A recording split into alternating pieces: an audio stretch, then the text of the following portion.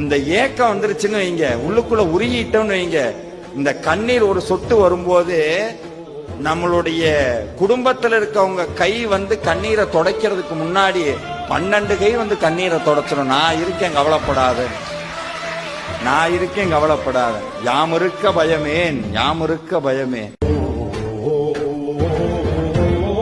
சாமி நமக்கு சொல்லாம சொல்லக்கூடிய ஒரு பாடம், உன் வாழ்க்கையில உன்னதமான ஒரு லட்சியம் இருக்கும்னு சொன்னா அது இந்த உலகத்தை சுத்துனாதான் கிடைக்கும்னா சுத்துன்னர்.